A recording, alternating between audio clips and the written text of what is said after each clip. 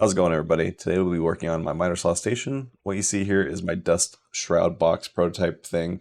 I've been using it for a while now and it does a decent job, but there's spots to improve on.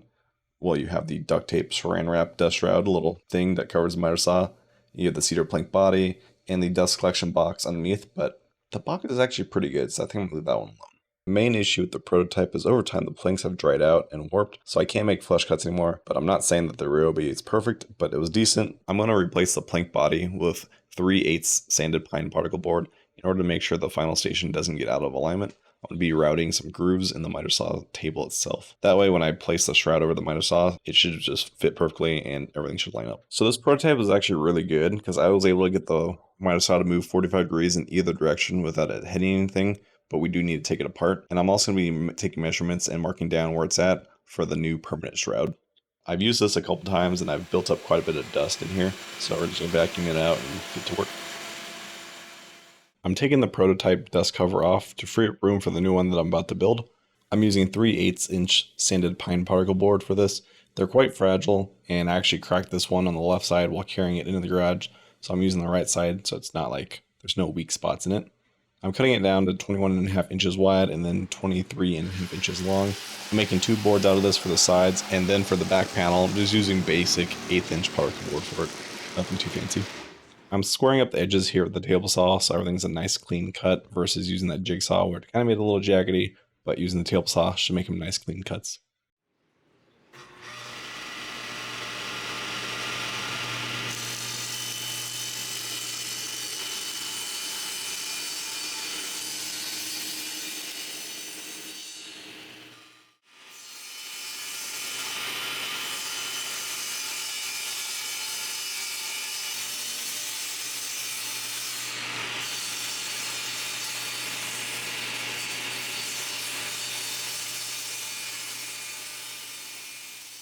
Here I'm just double checking that the new boards line up with the old one.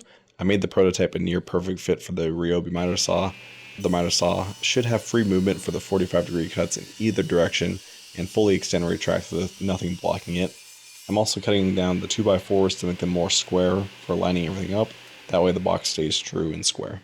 I'm lining up the 2x4s with the panels, and I'm using a nail gun for the first time. It did a decent job, but it was dry firing for a bit for some reason. I'm not too sure why, but if you guys know why, please let me know. The air compressor was fully charged. It was giving out ample enough air pressure. The nail gun itself had a whole entire rack of nails in it, but even still, like every other fire was just a dry fire. Nothing came out. I had to re-rack the nails back in it like 4 times before it finally started working. And even when I put the nail gun down and picked it back up to use it in, I would have a dry firing again. So I'm not too sure why that was. Maybe it's a Harbor Freight issue. Maybe it's a bad nail gun. Maybe I got a lemon. Who knows? But if you guys know, have ideas how to fix this, let me know. So I added the little wings to the front end of it. I'm also adding this brace up here to kind of square everything up. That way it stays as a box. I also have this little lip right here in case I want to cut out the remaining 4x8 sheet to a perfectly fitting top up here. Or I might just put that bad boy on there and call it good. I'm not too sure yet, but we're doing that. And then I marked down here where you can see the Sharpie marks. I'm gonna route that out. That way this thing can sit inside of it. So we'll see how that goes. I'm using a 1/4 inch straight router bit to cut grooves into the miter saw station for the shroud. This way it can seat down into the table itself and help mitigate dust from sneaking out, and most importantly, to line up the boards with the Ryobi miter saw fence. This way when I make cuts with it, they don't come out wonky, but they come out true.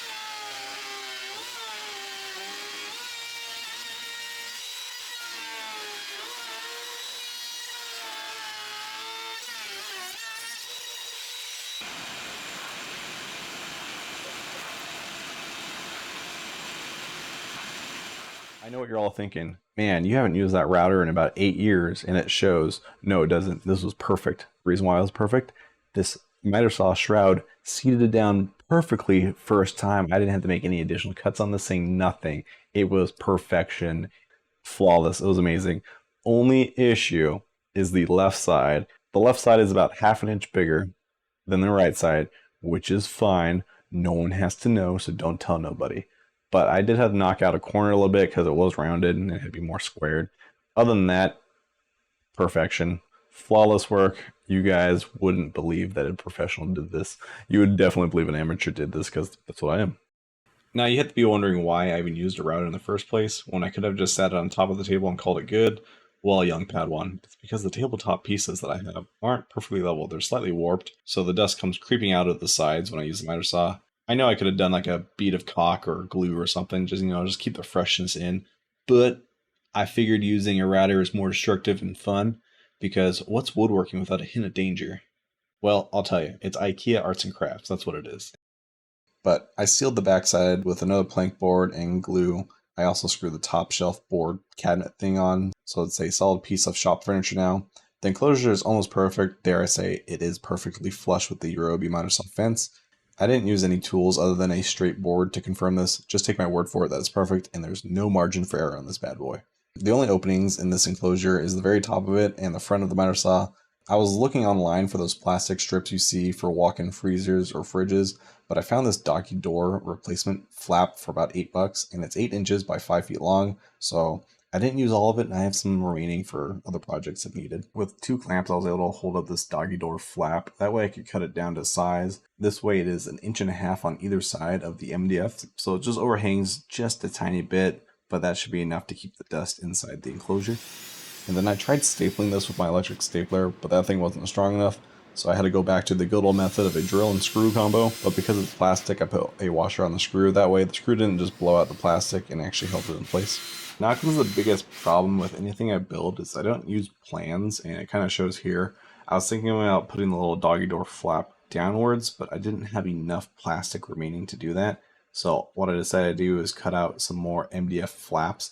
That way I can have this thing be more enclosed and it doesn't hinder the miter saw at all when I use it for cutting.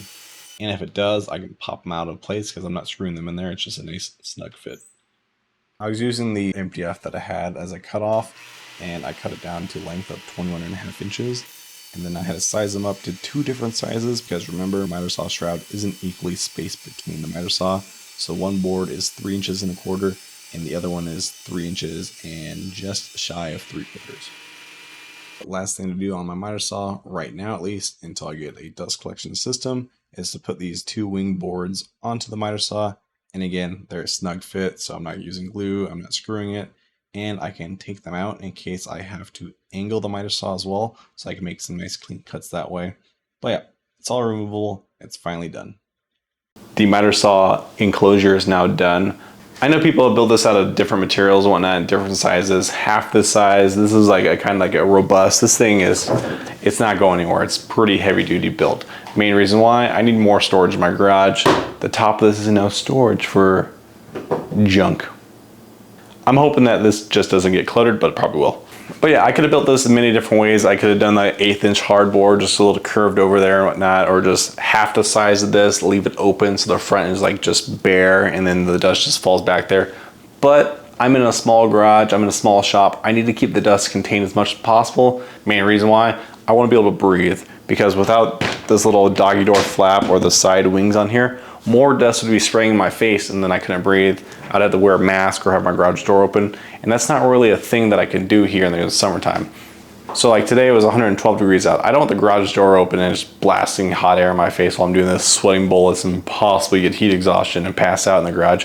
That's not for me, you know? So I'm trying to mitigate as much dust as possible right here to keep it on the inside. So yeah, there's some spots where the dust can come out, but we do have some solutions for that.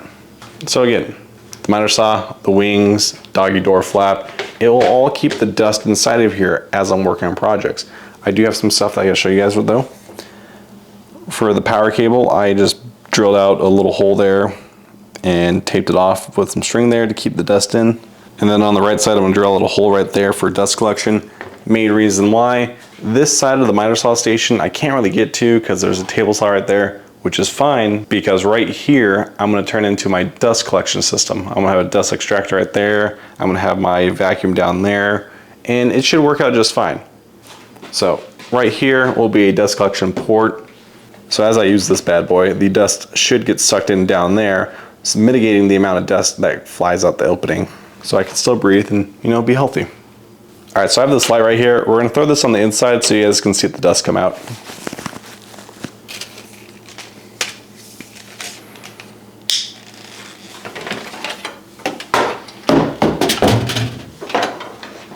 That looks pretty cool. All right, let's test it out.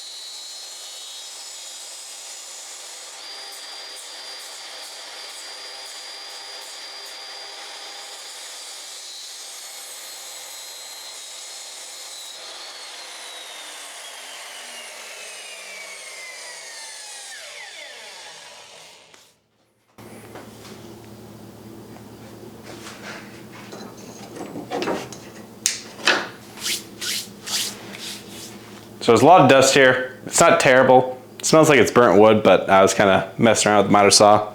Overall, not too bad. So overall, it kept a lot of dust in here. Like I would say 80% of the dust stayed in here. And I feel like when I drill the hole for the dust extraction, or I guess the dust port, it should keep almost 100%, if not 99.9% of the dust in here. But I don't have a dust meter to test that out. Or was it an air quality testers? But yeah, I'm gonna assume it's like 95 to 100% that's gonna keep the dust in here and won't have the dust poured in. But yeah, that's the miter saw. Hope you guys enjoyed the video. See you later.